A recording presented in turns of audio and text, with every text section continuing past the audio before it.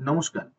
QR কোডের মাধ্যমে আমরা সবাই তো পেমেন্ট করে থাকি এবং সেই পেমেন্টের সময় আমরা কখনো ফোনপে ইউজ করি, কখনো পেটিএম ইউজ করি, কখনো গুগল পে ইউজ করি।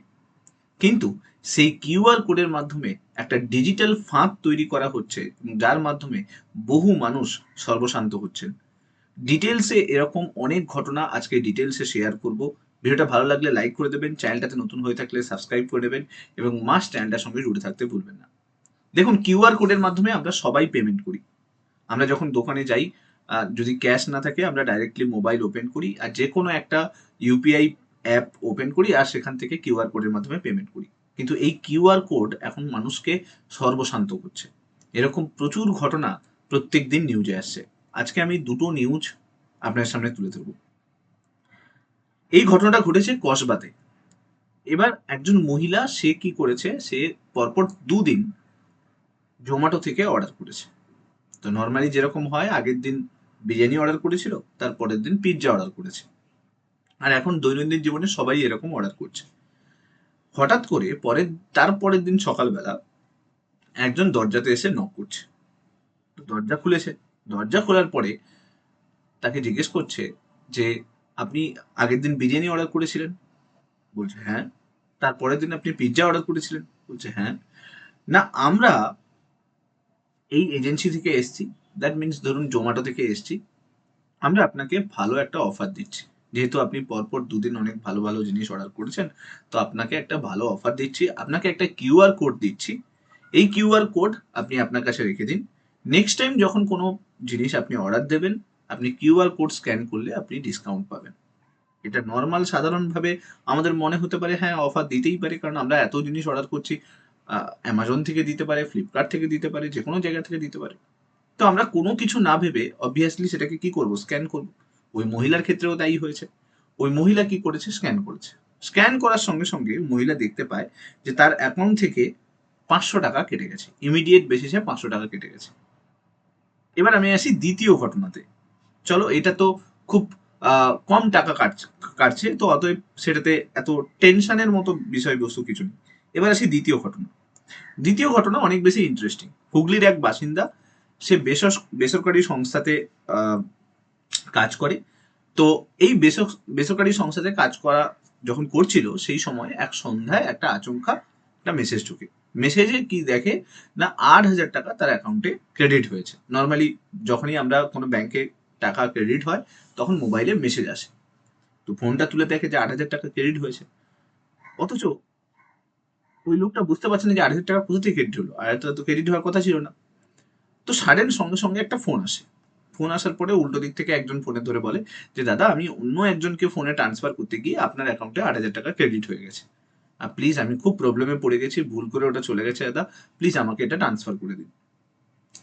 ওই লোকটাও ভাবে হ্যাঁ, তাহলে তো ঠিকই আছে, আমার তো টাকা নয় অবভিয়াসলি। আমি যদি একজন সৎ পার্সন হয়ে থাকি, অনেস্ট হয়ে থাকি, তো এটা তো আমার টাকা নয়, তো অবভিয়াসলি ওটা ফেরত দিয়ে দেওয়া উচিত। তখন ওই লোকটা পাশ থেকে বলে যে, ঠিক আছে, আপনাকে আমি একটা কিউআর কোড পাঠিয়ে দিচ্ছি, আপনি ওই কিউআর কোডে স্ক্যান করে পাঠিয়ে দিন আমাকে, টাকাটা খুব দরকার আমার।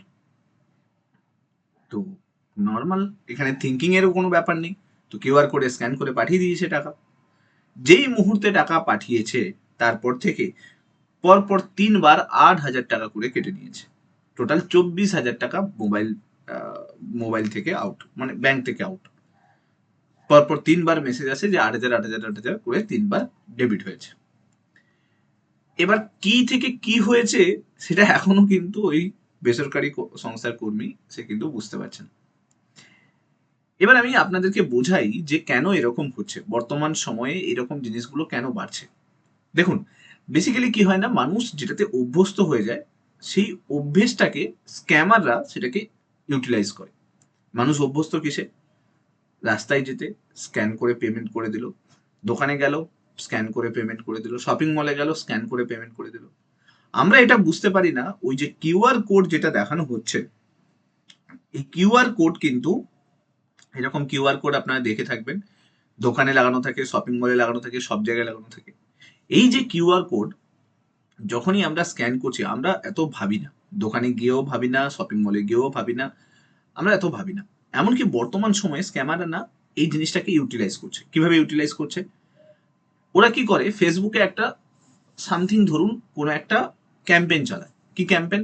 যে এরকম একজন ছোট বাচ্চা, তার ক্যান্সার হয়েছে, তাকে খুব সাহায্যের প্রয়োজন আছে, এই কিউআর কোডে প্লিজ পেমেন্ট করুন, তাহলে ওই বাচ্চাটার হেল্প হবে। আমরা জানি না, আমরা বুঝি না, আমাদের ইমোশন কাজ করে, আমরা খুব সেন্টিমেন্টাল, আমরা কি করি সঙ্গে সঙ্গে পেমেন্ট করে দিই। বাস, ওখান থেকে ওরা ব্যাংকের আপডেট সমস্ত ডিটেলস পেয়ে যায়। কারণ এই কিউআর কোডের মধ্যে অনেক কিছু থাকতে পারে যার মাধ্যমে আপনার সব ডিটেলস ওরা পেতে পারে। তো ওখান থেকে ওরা ডিটেলস গুলো পেয়ে যায়। সেই ডিটেলস গুলো থেকে ওরা ব্যাংকটাকে স্ক্যাম করতে পারে, ব্যাংকের যে কোনো সার্ভারকে অ্যাক্সেস করতে পারে। বিশেষ করে বর্তমান সময়ে যখন ইউপিআই চালু হয়ে গেছে, এই কিউআর কোড থেকে টাকা তোলার ব্যাপারটা এখন নতুন করে একটা স্ক্যামের জায়গা তৈরি করে দিয়েছে। তাই আমরা জেনে না বুঝে যখন এই ধরনের কাজগুলো করি, কিউআর কোডে স্ক্যান করে দিলাম, বা অনেক সময় এরকমও হয় আপনাকে কেউ বলতে পারে যে আচ্ছা দাদা, আপনার কাছে টাকা নেই, এক কাজ করুন, এই কিউআর কোডে পেমেন্ট করে দিন। তো আমরা না বুঝে না জেনে সঙ্গে সঙ্গে পেমেন্ট করে দিই। সবসময় আপনি মাথায় রাখবেন, যে কোনো কিউআর কোড ইউজ করার আগে আপনাকে দেখতে হবে যে সেটা কোনো পার্টিকুলার কোম্পানির কিউআর কোড কিনা। হয়তো ওটা ফোন পে থাকতে পারে, অথবা পেটিএম এ থাকতে পারে। আর যখনই আপনি পেমেন্ট করতে যাবেন, তখন দেখবেন যে ওখানে কোনো সিকিউরিটি ইস্যু আছে কিনা। বর্তমান সময়ে পেটিএম বা ফোন পে বা গুগল পে, এগুলোতে এখন সিকিউরিটি ব্যাপারটা চলে এসছে। যদি কোনো স্ক্যামার ওটাকে করতে চাইছে, তাহলে আপনাকে দেখাবে যে এটাতে কোনো সিকিউরিটি থ্রেড আছে।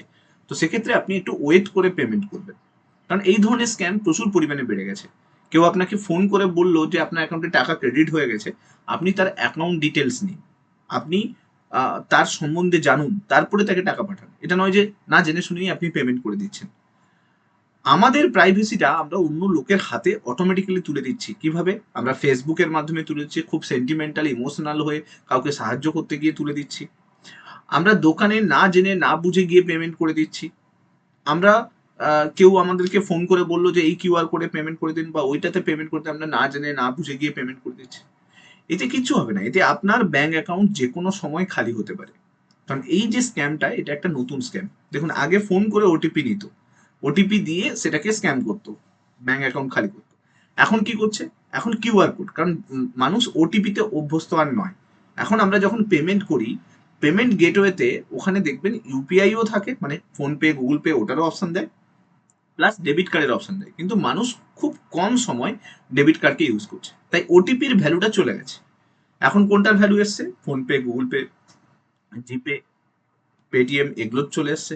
তো যার কারণে ওরাও কিন্তু সেই স্ক্যামিং এর যে মডার্ন থিঙ্কিংটাকে বার করছে। দেখছে যে মানুষ কোথায় বেশি ইউজ করছে, মানুষ ইউপিআই অ্যাপ ইউজ করছে, তো ইউপিআই অ্যাপ থেকে ডাইরেক্টলি তোলার জন্য ওরা কিউআর কোড চালু করে দিয়েছে। অনেক সময় রাস্তায় যেতে যেতে আপনি দেখবেন দেওয়ালে লাগানো যে এই পার্সনকে হেল্প করার জন্য এইখানে টাকা পেমেন্ট করুন। বা অনেক সময় দেখবেন যে আমরা কোনো একটা ক্যাম্পেইন চালাচ্ছি, সেই ক্যাম্পেইনটাকে ভালো সাকসেসফুল করার জন্য আপনি এখানে কিছু পরিমাণ অর্থ সাহায্য করুন। কখনো ভুলেও এই ধরনের কাজে কখনো নিজেকে নিয়োজিত করবেন না, মানে কখনো এরকম স্ক্যান করবেন না, কারণ স্ক্যান করলে আপনার ডিটেলস চলে যেতে পারে। তাই চেষ্টা করুন যতটা পরিমাণ নিজের প্রাইভেসিটাকে মেনটেন রাখতে। কেউ ফোন করে আপনাকে বলতে পারে যে আপনার ব্যাংক ডিটেলস নেওয়ার জন্য।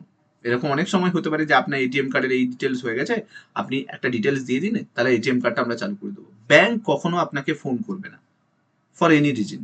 ব্যাংক কখনো ফোন করে না। ব্যাংকের যা কিছু প্রবলেম হবে, ব্যাংক আপনাকে মেসেজ করবে, আপনি ব্যাংকে যেতে বলবে, আপনাকে ব্রাঞ্চে যেতে বলবে, কখনো ফোন করে আপনাকে ডিটেলস চাইবে না। তাই এগুলোতে খুবই সতর্ক থাকুন, নিরাপদে থাকুন। যদি আপনি সচেতন থাকেন, তাহলে আপনি আপনার আশেপাশের মানুষদেরকে সচেতন করুন, যাতে সবাই সচেতন হতে পারে, আর নিরাপদ একটা সমাজ তৈরি হতে পারে।